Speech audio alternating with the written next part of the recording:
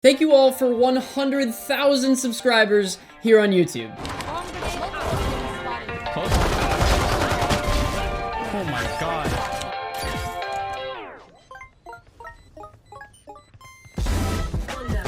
One enemy remains. One enemy. Do it again. Oh my! One enemy remaining. Woo! One enemy remaining. One enemy remaining. Oh! One mid, right? Okay, Keoh. One enemy. Okay. Oh, baby! Nice. What a way to end a game!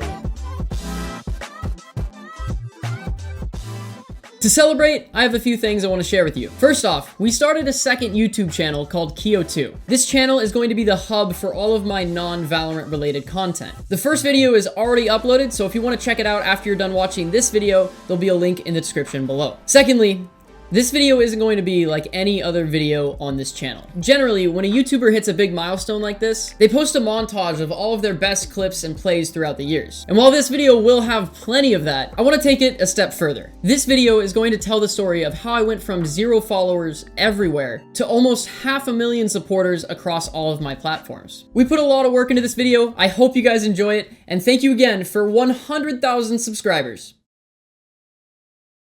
In order to start off this story properly, we have to go back about 5 years from now.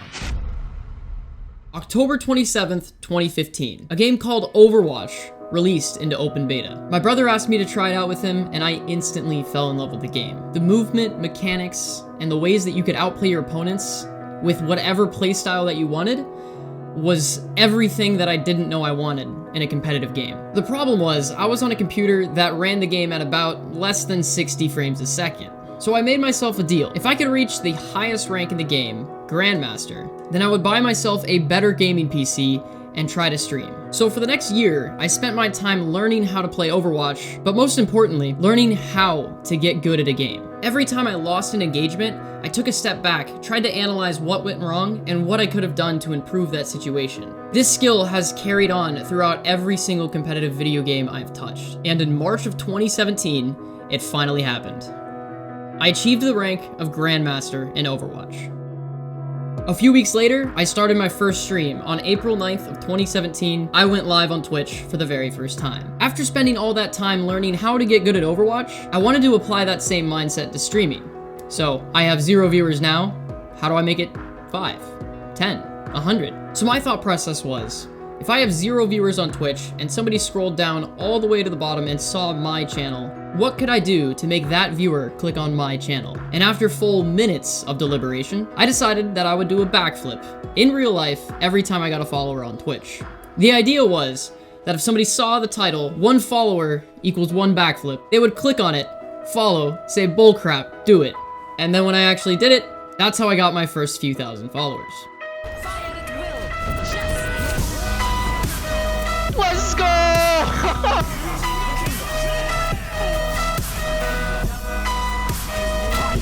Up there. There's one nice there. Holy! Let's go!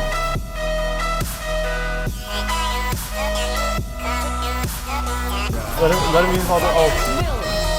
That's a fatty!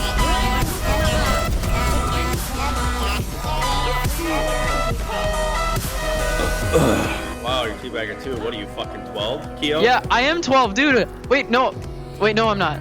The reason I chose to do backflips over anything else was because from 2008 to 2018, I was a competitive springboard diver and actually won 3 national championships for the 3-meter springboard event. Since I learned to play Overwatch on such a low FPS, I gravitated towards the heroes that had projectiles as their damage. I became really good with Pharah, Hanzo, Genji, and Junkrat. And in Season 6 of Overwatch, I hit top 500 for the first time. Oh, it's so beautiful.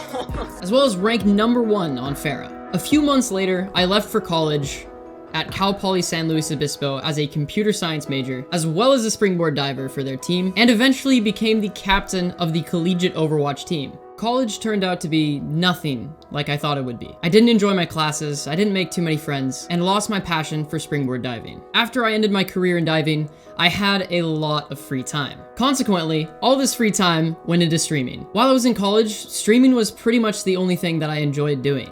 As many competitive games do, Overwatch made some pretty big changes that I didn't like.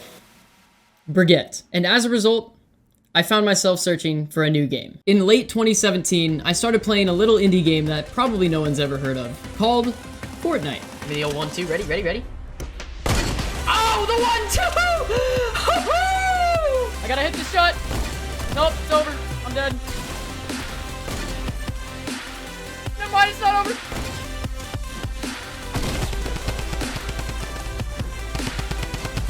I am so good at this game. Ready? Shoot me in. Let's go. Pick me up. Yes! Let's go! I finished out the school year, attended a few more tournaments for Fortnite and Overwatch, winning a few of them, and returned home for the summer. I sat my parents down and told them that I don't want to get an internship. I want to really pursue streaming and see if I can make it work as a full-time thing. And while they didn't quite understand the streaming industry at the time, they knew that I did not enjoy school and it just wasn't for me. So they wanted to see what I could do and supported me in that decision. About a week later, I had to upgrade my PC. So I spent every dime that I had in my bank, and just as I was getting everything going, the one part that I didn't upgrade, my graphics card, broke.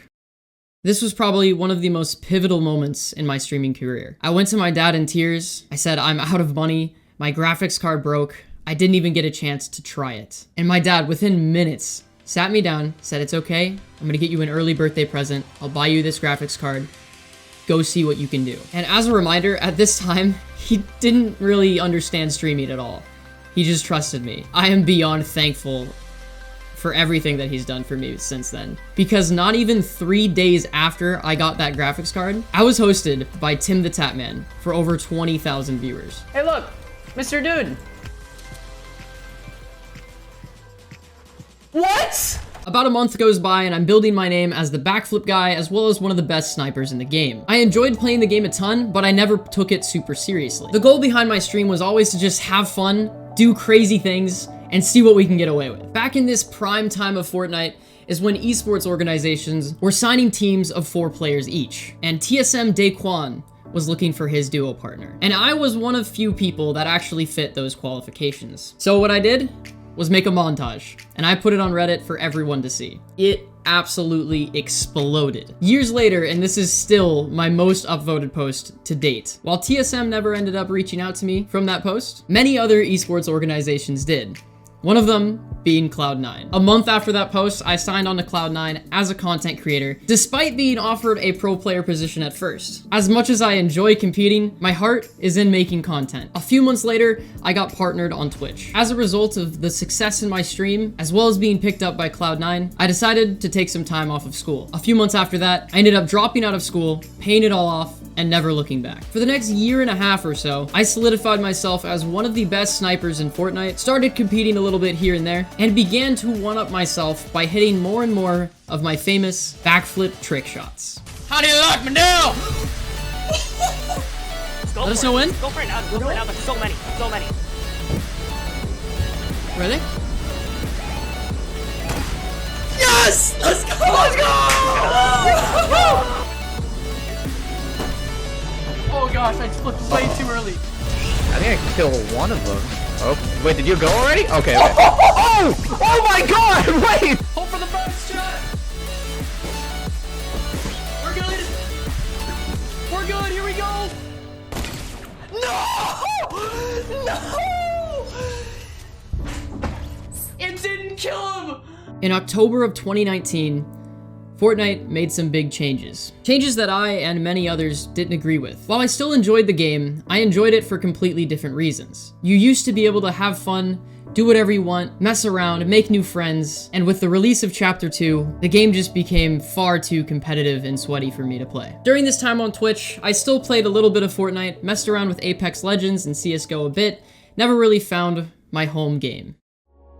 That was until April 2020, the release of Valorant. After playing so many FPS games, Valorant was such a breath of fresh air. It had pretty much all of my favorite parts of different FPS games and brought them into one game. It was still fast-paced, high action, high octane, but you still had that element of being able to play however you want. That's why agents like Killjoy and Viper are so special to me, because almost nobody plays them at a high level. So that when I show up playing Viper in a Radiant lobby, it's really satisfying outplaying people. That's why back in Overwatch, I played characters that weren't necessarily meta either. It's just really fun to play a game in your own special way. If you haven't realized so far, that's been my playstyle in every game that I've played. In Overwatch, it was Pharah. Nobody played her at a high level. In Fortnite, it was doing crazy things with a flint knock to pro players. Outplaying the highest level of players in a game with something that they don't expect is exactly what I love about gaming. And Valorant really brought that together for me. Despite putting a lot of hours into Overwatch, I didn't really get into Counter-Strike too much. Because of that, Valorant became an entirely new challenge for me. I got to go through that same process of learning how to get good at a game again, and that is so much fun to do. In Valorant's open beta, they released ranked. I never really took unrated seriously, so as a result, I got placed in Silver 2. But by the end of that beta season, I ended up reaching Immortal 1, and I maintained that rank all the way up until Act 1. A few months after I changed to Valorant as my main game, I decided to pursue YouTube more seriously. YouTube to me was something that was just always on the back burner. It never really took priority over streaming, even though it's something I've always been passionate about. I just never really understood it, so whenever I put a ton of work into a video and saw no results, it was kind of demotivating. And since I was streaming for 8 to 12 hours a day, it didn't really make sense to spend some of that time that could have been streamed editing a video for no outcome. I tweeted out that I was looking for an editor, and lo and behold, the universe provided us Aves. We started uploading a couple videos a week just to see what would work. We just threw as much content out as we could, and eventually that led us to dropping my first Killjoy guide. In Act 2, on the release of Killjoy, I instantly fell in love with the agent. The way that you can play around her turrets, her alarm bot, and the mollies to mess with people is just so satisfying to me. And so for pretty much all of Act 2, I was a Killjoy one trick. And by the end of the act, I reached Immortal 2. As all of that was happening, I was uploading more and more videos on Killjoy, guides, and gameplay, and as all of those videos started to do well, we started to see massive growth on both Twitch and YouTube. As Act 2 was coming to a close, I got invited to playtest Act 3 and the new agent at the time, Skye. I thought to myself, this is a unique opportunity. But how do I take it to the next level? There are hundreds, if not thousands, of Valorant content creators on the rise, so how do I make my content stand out from everyone else's? And that's when I had the idea for the Skye speedrun. Taking a new account and going from unranked to Immortal is something that already so few players can do, but it's also a ton of fun. Even though it was a headache at times, it opened up a whole new world of possibilities for me. As in the previous act, I pretty much one-tricked Killjoy.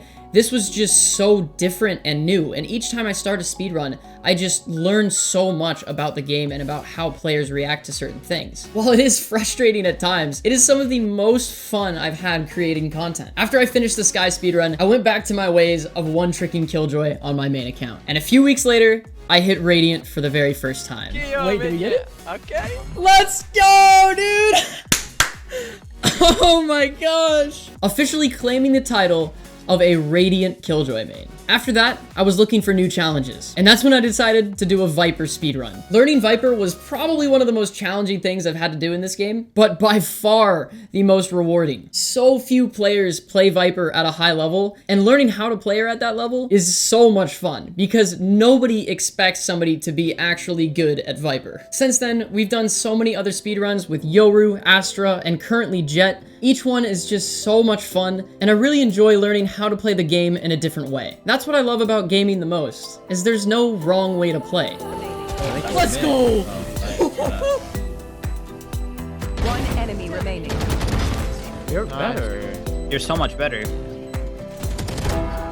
Wait. One enemy remaining. Wait. Oh, you're no way. Oh my gosh, they threw! They threw! Okay, they just... And they're close. I think they're up now. For you. Enemy down. Okay. Let's go. Got three. Plenty deep backside. 10 seconds left. Prepare for hellfire. It's a plant. Spikes down. One enemy remaining. Now 4. Let's go! Nice. Shoo! Jets on site. Dashed in, dashed in.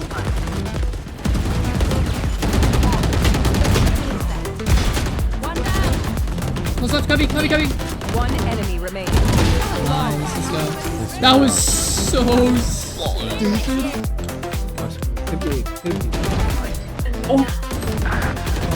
One enemy remaining. 70, Last 70. player standing. Woo! Backside CT. Go, go, go. Last player CT. standing. Oh my god. Backside CT. One enemy remaining. I'm just built. Just built. Sometimes the classic smacks. One enemy remaining. Phoenix out there. In garage. One enemy remaining. Oh my god. On the thing. Nice, nice, nice. Viper, you're not. Almost kitchen. He grabbed it, yeah. He got it. Spike is. One enemy remaining. Spike planted. One enemy remaining. Yes, sir. Yes, sir. I dashed away, dude. One enemy remaining. Go, Viper! Viper, go! Go! One enemy. I got him. Viper! We don't need it. We don't need it. I'm pushing with bomb! bomb. You get your roll, you get your roll! Pushing with bomb. You get your roll, you get your roll! Got him. We're good. Last player standing.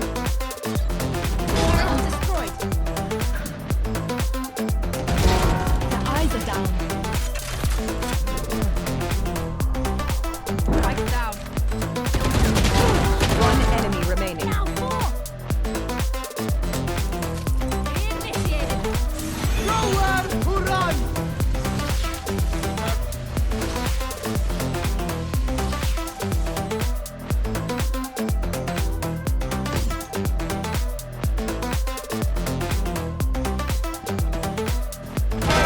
Oh my gosh. Dude, just did it. Holy crap.